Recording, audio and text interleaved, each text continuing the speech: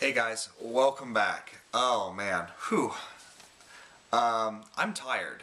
I'm worn out because I just beat this game right here. This is, Skyward Sword, obviously.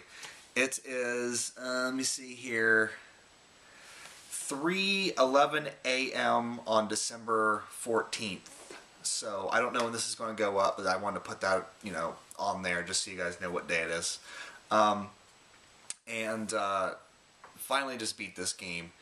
And, one thing you gotta say about the Wii is it is a little bit of a workout, especially the final battle in this game. Ridiculous. I've already done an early impression of stuff on here, and for the most part, a lot of that still rings true. But I just want to talk about, a few things here. This is going to be kind of spoiler heavy. So if you guys haven't beat the game yet and you want to kind of remain spoiler free, do that. Just click off and go play the game, and then check this video out later, or not. By then you might not care. But definitely, I still hold true that this is my favorite. Not my favorite.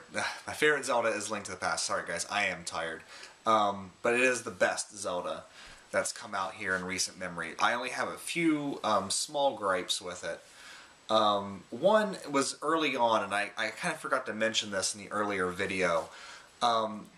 There seemed to be a little bit of a hiccuping with the graphics in a way, and I noticed a lot of horizontal lines on the screen, and I know it's not my Wii because I've played other games on my Wii, and I don't see that. I think it's something to do with the graphical style in this, but it was kind of jarring when I first started this game because I was like, wow, this really doesn't look that great because of these vertical lines. And as the game went on, I noticed they disappeared. So I don't know if there was like, more of a CG cutscene thing that was happening on instead of the in-game engine, but I definitely remember that. The motion controls, for the most part, are spot on.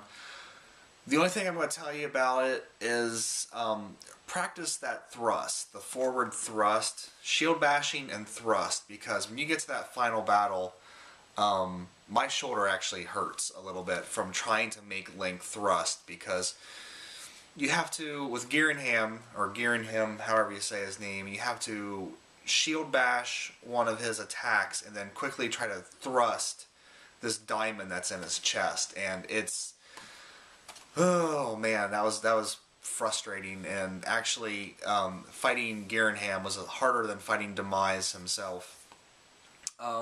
Speaking of Girinham, I don't really like him too much as a villain. I thought he was kind of weak as a villain. He only showed up a few times, and Ganon and Ganondorf is such a huge part of the Legend of Zelda series. I would have liked to seen like a version of Ganon in this game. Ocarina of Time kind of set it up. That's when Ganon comes into the Zelda chronology. It was with Ocarina of Time, which there is actually a chronology out there. I don't know if you guys know that or not, but the games, aside from Wind Waker and Twilight Princess, because when we get to Ocarina of Time, the timeline splits and you have Wind Waker and Twilight Princess. But other than that, it tells a storyline of through the ages of Hyrule, and this is the first game setting up the sort of colonization, if you will, of the lower lands of Hyrule instead of up in Skyloft. So, but anyway, I would like to see a version of Ganon in this game. I thought it'd be interesting. Something that I thought during the game would be cool is if instead of Groose, which I really did like Groose's character, but instead of Groose, you had sort of Ganondorf living in Skyloft with him, and it's that traditional sort of Link's the good guy, Ganondorf's the bad guy, or not the bad guy, but just like the misunderstood guy, and it'd be sort of like a tragic fall, because he was friends with Link and Zelda back in the day, and then just through the ages, it's spiraled into this. Kind of like the tale of Lucifer. If you get into sort of like Paradise Lost and stuff about how Lucifer was supposedly God's most favorite angel of all, and then just through his own sort of ambition decided to take over heaven and was cast out. That'd be a more interesting story for Ganondorf. if he was part of Skyloft. But unfortunately, Ganondorf is not in this. He was, of course, introduced in Ocarina of Time, like I said. But I thought that'd be a much more interesting thing than Gearingham, because Gearingham really, I mean, he's just there, and, you know, Demise is just kind of there. So the villains in this don't live up to your traditional Ganon in battle. You know, there's always a big reveal with Ganon, and you always feel this epic sort of, you know, struggle through the eons with these two, with Link and Ganondorf, but not so much in this one. So there's that. Fi was another gripe I have. One, from a gameplay standpoint, she just holds your hand way too much. It just makes, you know, she just points out stupid things, like when your hearts get low, you already have a chime there, you know, and she still has to get on there and say, Master, your hearts are low, and it's just kind of overkill with that. But on the other hand, you know, Fi, I don't feel like she really was a character in the game at all until the very end, when, you know, the sword's kind of drawing her back in, and she's talking to Link about how, you know, of all the data she's collected over the eons, you know, this was her favorite bit of data, and sort of talking about the friendship and how she grew. What I think would be more interesting is if we see a little bit of Fi growing throughout the game, you know, with interactions with Link and helping people and stuff like that, and you slowly see Fi kind of take on these more humanistic characteristics. I think that'd be a lot more interesting than how they presented it. But, you know, Zelda, you know, has always been a game that, you know, the storyline is kind of not weak, but it's definitely something that they kind of leave a little bit vague and a little bit, oh, I can't think of the word right now, but, you know, it's definitely not like Final Fantasy, where it goes into heavy detail with everything. So, you know, what else is there? I really liked the ending. It wasn't, I don't know, like, just reading reviews and stuff, it made it sound like the ending was going to be a lot more epic than what it truly was. But make sure you stay after the credits, because there is a little scene at the end that's really kind of nice, and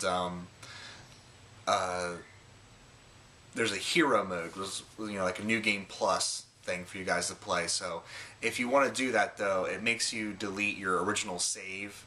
So like me, I didn't complete, you know, everything 100% in this, so I didn't want to delete my save, because I want to go back, I want to get all the heart containers, I want to get the Highland Shield, and you know, try to find everything in this game I can at a later date. Like, I don't really want to play this anymore right now that I've beat it, so I'm going to put it up on the shelf and let it rest for a little bit. And you know, is there anything else I want to talk about Skyward Sword? Nope. I'm just going to tell you, go out and buy it. If you haven't already bought it, go buy it. Like, you know, this is probably going to be out after my 2011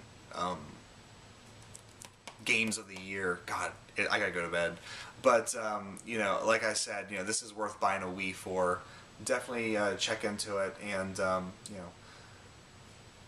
Oh! I did think of something.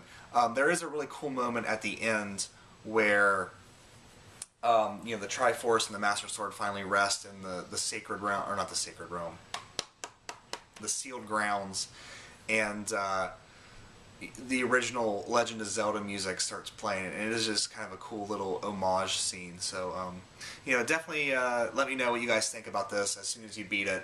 I'm going to put you know, in the title there'll be a thing about, you know, this being spoilers, and you know, I don't really think I gave that many spoilers.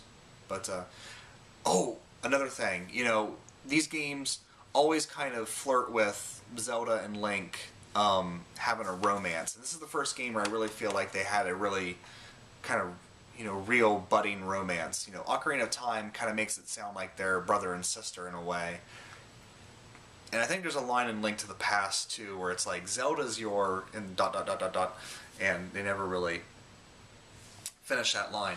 But the opening moment when they're on top of the statue right before she pushes him off, you know, and you think they're going to kiss, you know, I was really hoping at the end scene, because they were on top of that statue again down on the planet, I was really hoping that they would kiss on there and we'd finally get that release that I know I've been waiting for. I've been waiting for Link and Zelda to get it on, you know, probably since Ocarina of Time, when you get to the adult Link and you're like, oh, Zelda's pretty hot. So, but she's definitely a looker in this one as well. But unfortunately, we don't get that release. Maybe we'll get, you know, the next Wii U Zelda. Maybe they'll finally let Link get some tasty treats with Zelda. But all right, guys, go out and buy it. I'm gonna go to bed because I gotta be up in like 5 hours to go out of town. So this probably won't get posted for a while, but it is 3:22 a.m. December 14th, 2011, and I just finished one of the best games of the year and one of the best games on the Wii and the best Zelda game in my humble opinion. Skyward Sword, fantastic. Just make sure you practice your thrusts and turn on a fan when you fight Gearingham, because I was sweating like a stuck pig. So, alright guys, take care. See you next time. Thanks for watching.